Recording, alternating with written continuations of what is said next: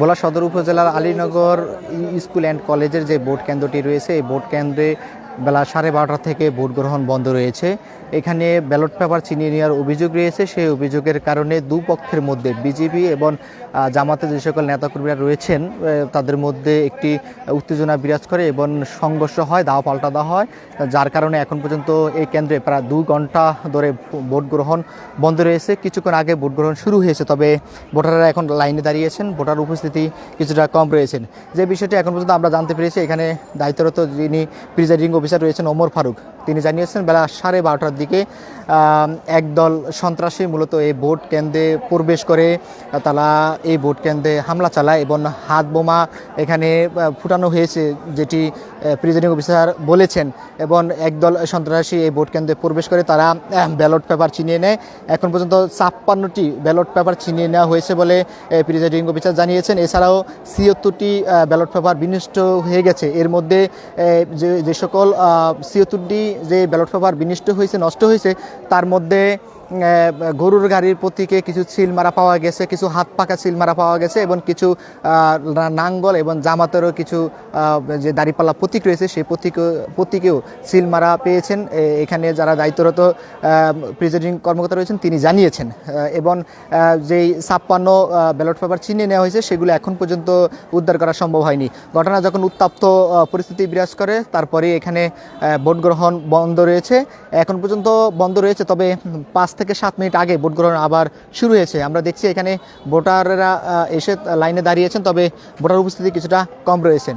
ঘটনার পর আমরা দেখেছি যে ভোলা সদর আসন থেকে যিনি বিএনপি জোটের প্রার্থী রয়েছেন ব্রেস্ট আন্দোলন পার্থ, যিনি গরু গাড়ি প্রতীক নিয়ে নির্বাচন করছেন, তিনি ঘটনাস্থলে এসেছেন এবং তিনি গণমাধ্যমের সঙ্গে কথা বলেছেন। তিনি দাবি করছেন যে এখানে জামাতের কর্মী সমর্থকরা এখানে বোমা মেরে মূলত এই কেন্দ্রে হামলা চালায় এবং এখান থেকে ব্যালট পেপার ছিনিয়ে নিয়েছেন। এই অভিযোগটি ব্রেস্ট আন্দোলন পার্থ তিনি গণমাধ্যমের সঙ্গে কথা বলেছেন, তিনি তখন এই অভিযোগটি করেছেন।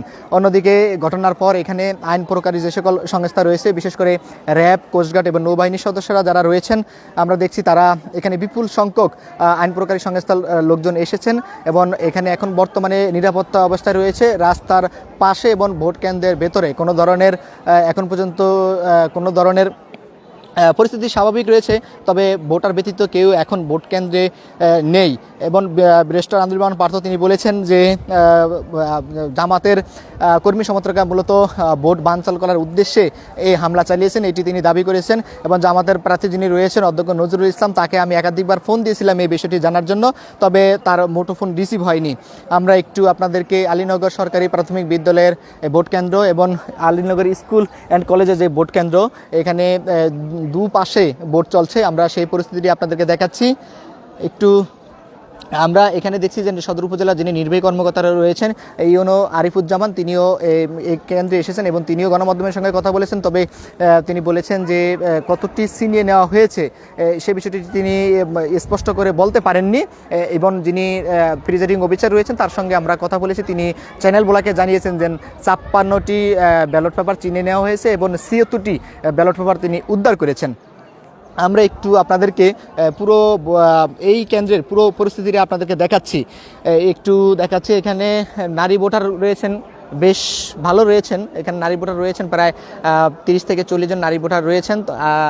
তার বিপরীত পাশে পুরুষ ভোটার একেবারেই শূন্যর কোঠায় 2-1 জন পুরুষ ভোটার যারা রয়েছেন তারা আসছেন, এসে কেন্দ্রে ভোট দিয়ে চলে যাচ্ছেন। এবং যদি নিরাপত্তার কথা বলি, ঘটনার পর এখানে সদর উপজেলার নির্বাহী কর্মকর্তা ইউনো সহ বেশ কয়েকজন ঊর্ধ্বতন কর্মকর্তারা এসেছেন এবং আইন প্রকারী যে সকল সংস্থা রয়েছেন তারা ঘটনাস্থলে এসেছেন এবং ভোট গ্রহণ শুরু হয়েছে। এখন পর্যন্ত পরিস্থিতি থমথমে অবস্থায় রয়েছেন এবং বিজিবি এবং জামাতের যে সকল নেতাকর্মীরা রয়েছেন তারা একটু কেন্দ্রের বাইরে অবস্থান করছেন, তাদেরকে ছত্রভঙ্গ করে দেওয়া হয়েছে। তবে এখন পর্যন্ত বলা যায় যে ভোলা সদর উপজেলার আলীনগর স্কুল অ্যান্ড কলেজে যে 2 ঘন্টা ধরে যে ভোট গ্রহণ বন্ধ রয়েছে এবং এখানে যে ব্যালট পেপার ছিনিয়ে নেওয়া হয়েছে তা নিয়ে আমার কাছে এই ভোট কেন্দ্র থেকে সব শেষ।